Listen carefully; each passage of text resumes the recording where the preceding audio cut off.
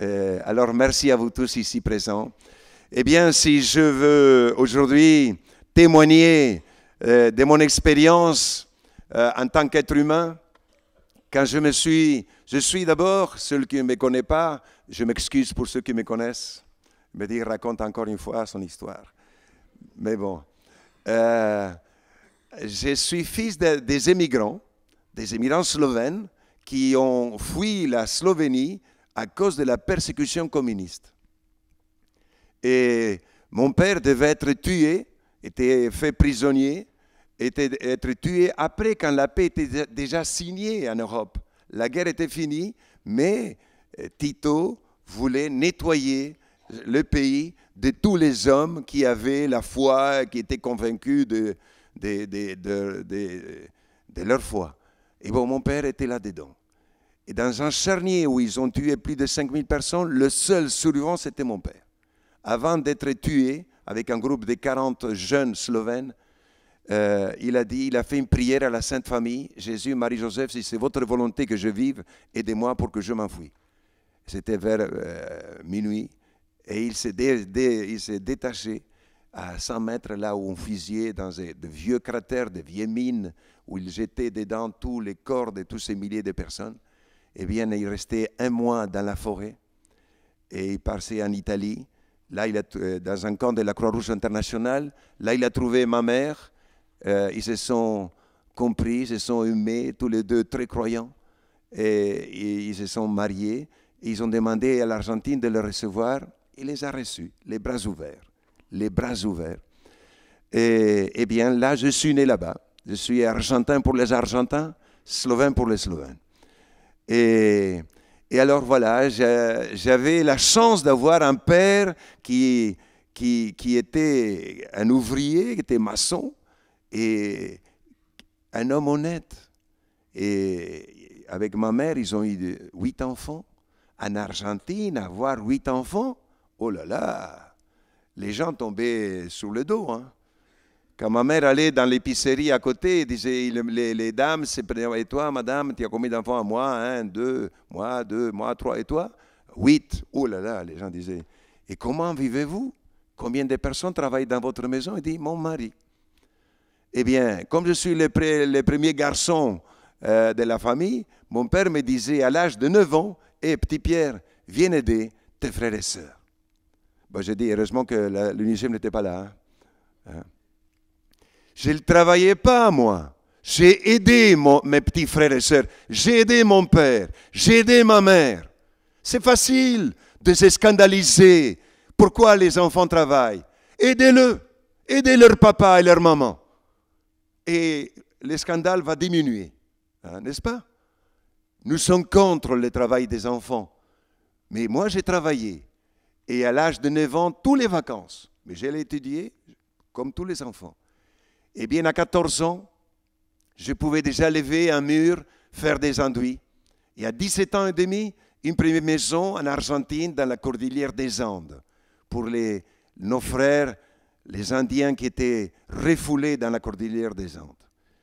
Eh bien, là, j'ai lisé les évangiles et Jésus, l'ami des pauvres, Jésus, qu'il disait ce qu'il faisait. Et l'homme qui dénonçait, qui était un homme vraiment sincère, il dénonçait toute injustice. J'ai dit, cet homme-là, je veux l'imiter, je veux le suivre. Et à l'époque, c'est Biafra qui m'a touché. Ce n'est pas ceux qui ont mon âge, peut-être qu'ils ont suivi les affaires à ce moment-là. Là, on tuait beaucoup d'enfants, beaucoup de personnes. Je dis, je vais aller là-bas. Et voilà que je trouve une lettre de mon supérieur général qui demande des volontaires pour l'île de Madagascar. Et je dis, c'est où Madagascar? J'ai regardé dans la carte. Ah bon, c'est là-bas, c'est en Afrique. Bon, j'ai dit, alors on y va, puisque ma communauté demande des volontaires, allez, on y va. Eh bien, quand je suis arrivé à Madagascar, j'ai eu l'impression que je suis né une nouvelle fois. Alors, je suis né 2 fois. Une fois en Argentine et une fois à Madagascar. Parce que quand on est arrivé là-bas en 1970, j'avais 22 ans. Entre-temps, j'étais en Slovénie 2 ans. Et bien, j'ai vu qu'il il fallait apprendre tout, surtout la langue, la tradition, les coutumes, la mentalité, mais la langue surtout. Alors je dis, est-ce que j'apprendrai un jour cette langue-là? Et eh bien, quand vous faites des efforts, vous arrivez, toujours. Et eh bien là, je n'étais pas encore prêtre. J'avais demandé à ma communauté de me laisser aller là-bas. Je vais travailler de mes mains. Si vous avez besoin des constructeurs, des maçons, je suis un maçon, je peux travailler. Je vais aller à Madagascar avant d'être prêtre, avant d'être un notable. Bon, à l'époque, maintenant, les prêtres ne sont plus de notables. Hein. Ce sont des serviteurs maintenant. Hein. Et alors, voilà, je suis arrivé là-bas et j'avais 22 ans, j'ai travaillé. Je jouais le football. Il ne faut pas oublier que je viens de l'Argentine, le meilleur football du monde. Hein. J'espère qu'il n'y a pas des Brésiliens dans la salle. Hein. Sinon, la bagarre est assurée. Eh bien, là, avec le football, je me suis fait les premiers amis là-bas, c'était avec le sport, avec le football. Et ils m'ont vu jouer dans la cour et l'équipe de la ville de Wangenjan est venue après quelques semaines et dit hey, frère, on a vu que tu joues le football, est-ce que tu ne veux pas jouer pour la ville de Wangenjan? Je dis, mon frère, si vous m'invitez, je viens. Et avec quelle joie! Alors, le seul blanc qui courait là, à Madagascar, à 2 heures de l'après-midi, et c'était le soleil du tropique, hein, 40 degrés, humide. Alors, quelquefois, je disais, mais où est les buts adversaires? Parce qu'il ne faut pas que je fasse un but contre mon propre équipe. Alors là, mais c'était la joie. Et quand on mettait un but, et on sautait l'un sur l'autre pour se féliciter, pour s'encourager, pour la première fois qu'on voyait des Blancs et des Malgaches qui se sautent, qui s'embrassent, qui fêtent ensemble un but. Parce qu'au football, il y a 11 joueurs. Le but, c'est un effort ensemble. Et voilà, c'était une joie extraordinaire. Et voilà, avec le sport, le travail. Et là, ces temps-là, j'étais tellement frappé par la joie de vivre, par le partage, par la solidarité que j'ai vue dans le peuple malgache. J'ai dit, si un jour je serai prêtre, je vais revenir, leur donner un coup de main. Et parce que c'est un peuple qui partageait tout. Où que j'allais à l'époque, 1970-72, si la nuit m'attrapait dans la forêt, je dormais dans la forêt. S'il m'attrapait dans la campagne en plein air, en plein champ, je dormais là. Mais aujourd'hui, vous ne pouvez plus faire ça. À l'époque, on se voyait, je n'ai jamais vu cet homme-là, je l'ai salué comme un frère, qu'on se connaissait depuis longtemps. Cette joie de vivre, pour moi, c'était quelque chose d'extraordinaire, quelque chose qui m'a frappé jusqu'au fond du cœur. Et j'ai vu un peuple sobre, qui avait peu de choses, mais heureux d'exister.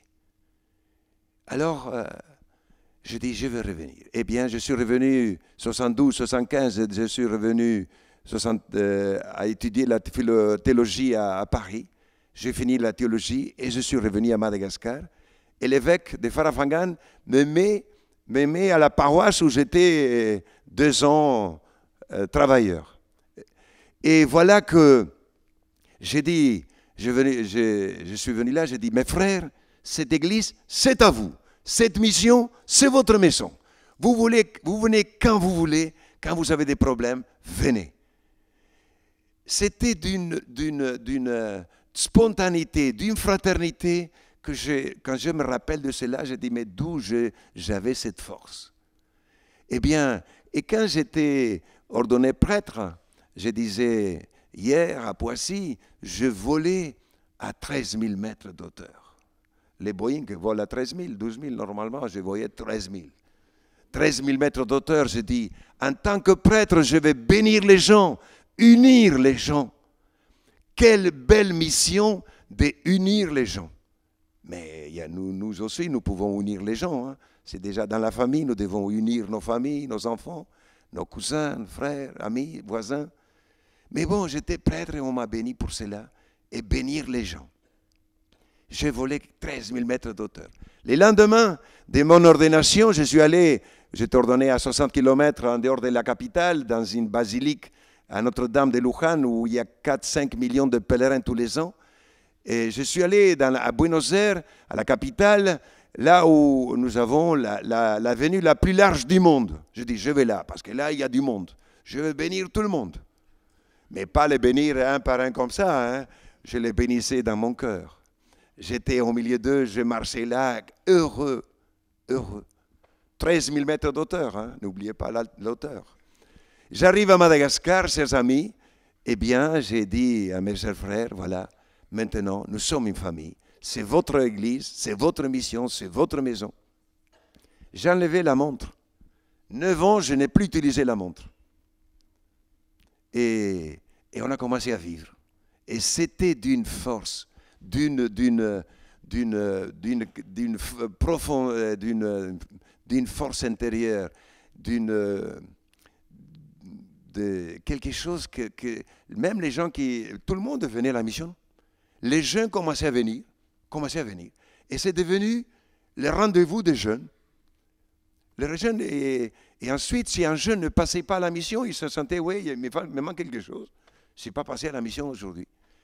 Voilà, mais je vivais dans la situation difficile. J'ai commencé, je mangeais ce que les gens mangeaient, je mangeais chez eux, je buvais les cafés chez eux, les thés. Alors, quelquefois, je ne sais pas qu'est-ce que je buvais, hein.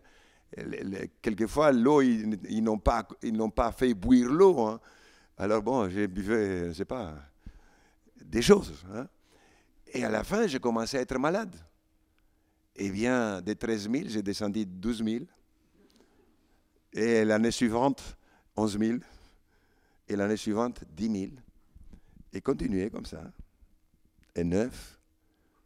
Les morts des jeunes mamans, les morts des enfants, tout le temps. Tout le temps. Je dis, mais on ne vit pas pour mourir. Et quand on voyait à l'époque nos présidents, les dictateurs qui étaient là, que tout va bien, nous leur pauvreté n'existe pas, je dis, mais qu'est-ce que je vois? Les gens mourir, les gens qui n'ont pas assez à manger. Et dans cette région-là, mars-avril et octobre-novembre, c'était la soudure. Il n'y avait pas à manger. Et beaucoup de gens mouraient aussi. Et alors on ne pouvait pas s'habituer à cela. On ne pouvait pas s'habituer à voir mourir les gens. Eh bien, ça descend. Moi, j'ai commencé à être malade. J'avais la bilharziose, les ténias, les amibes, les parasites. J'avais 7 genres de parasites différents dans mon estomac. Alors je disais, mon estomac était plutôt en zoo. Hein. Mais heureusement que je n'ai pas eu au même temps. Je les ai eu un par un, j'avais la chance de pouvoir me battre contre ces parasites. Mais en tout cas, ils m'ont bien diminué. Ils m'ont bien diminué. Et à la 15e année, j'ai touché terre. Et j'ai dit, je pars. Je pars, je ne peux plus. Et quand vous êtes malade, je voyais les étoiles à midi, mes chers frères. Je voyais les étoiles à midi. La nervosité, le désespoir, la tristesse, le chagrin de voir les gens souffrir autour de vous. Vous ne pouvez pas se dire non, c'est rien, oui, ça va aller mieux. Ce sont des paroles vides, vides. Parce que moi, j'étais aussi pauvre qu'eux à ce moment-là. Et j'ai dit, j'ai la chance de pouvoir me soigner. Mais combien de mes frères là-bas, ils n'ont pas eu cette chance-là, ils sont morts. Et ils sont morts très jeunes. Et alors j'ai dit, puisque je suis en Vaza, je ne peux pas me mêler en politique. Mais pourtant, dans mes sermons dans l'église à Wangenjan, je parlais fort. Mais il n'y avait pas de journalistes là. Hein. C'était trop loin, on était à 1000 km de la capitale. Et ensuite, j'ai dit, je pars. Et je vais, pour partir la tête haute, j'ai dit, je vais demander une année sabbatique. Voilà, je vous dis toute la vérité. Hein. Parce que c'est difficile de partir comme ça. Je dis, je pars faire une année sabbatique et après, les gens disent, tu vas revenir. Mais je disais, je ne reviens plus. Et voilà que ma communauté cherchait un directeur pour la Tananarive, pour former nos frères futur prêtre lazariste Saint-Vincent de Paul. Et il dit, on a pensé à toi. Bah, j'ai dit, j'ai notre programme.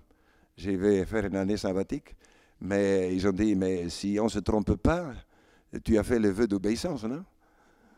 Alors voilà, et on te demande ce service à la communauté.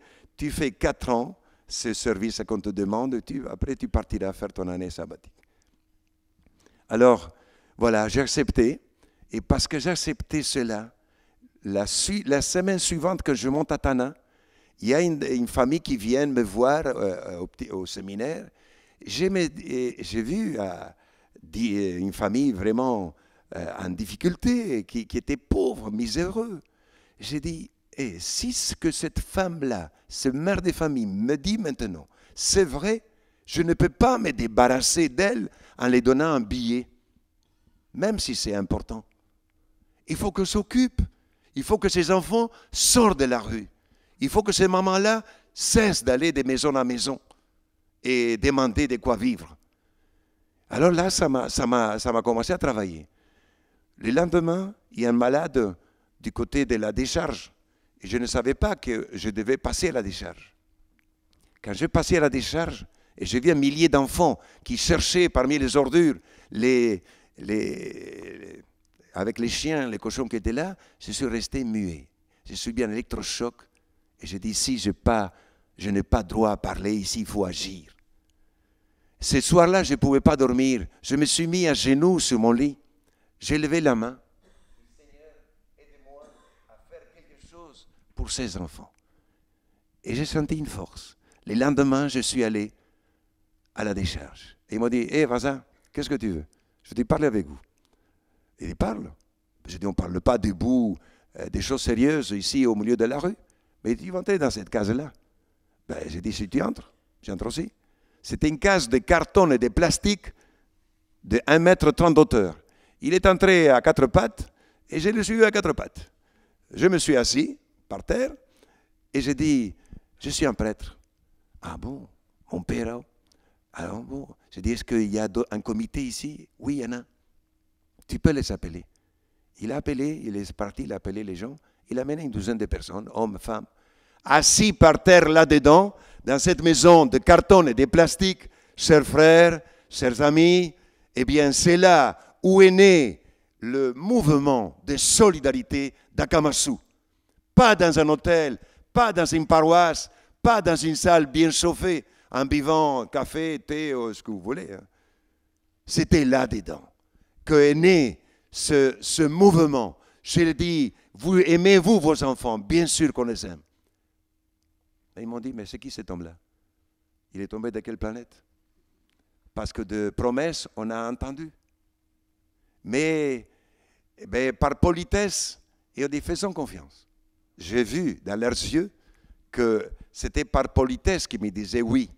Alors j'ai compris qu'il ne faut jamais les laisser seuls. À partir de ce moment-là, il faut être avec eux. Je dis maintenant, nous allons travailler ensemble et vous ne serez plus seuls. Eh bien, on a commencé. J'ai appelé mes frères, les jeunes de Wangainjan qui étudiaient dans l'université d'Etana, qui ne marchaient pas à l'époque. Je les ai appelés parce qu'on avait une association, le Vunjuna catholique Nitanura VTK. Et j'ai dit, venez. Ils sont venus, là, une quinzaine. Si vous vous souvenez, quand vous étiez plus jeune, dans la paroisse, on réfléchissait quelle est la responsabilité et l'engagement d'un chrétien dans son pays, dans sa société, envers ses compatriotes. Eh bien, maintenant, il y a des enfants qui meurent pas loin d'ici, dans une décharge. Êtes-vous prêts à me suivre? Je dis, mon père, on y va. Et voilà, et on est allé. Et on restait. On est allé et on est resté. Et je ne savais pas à l'époque, chers amis, que quand vous mettez le pied dans une décharge qui est le plus bas d'une société, vous avez touché au plus haut. Les deux extrêmes se touchent.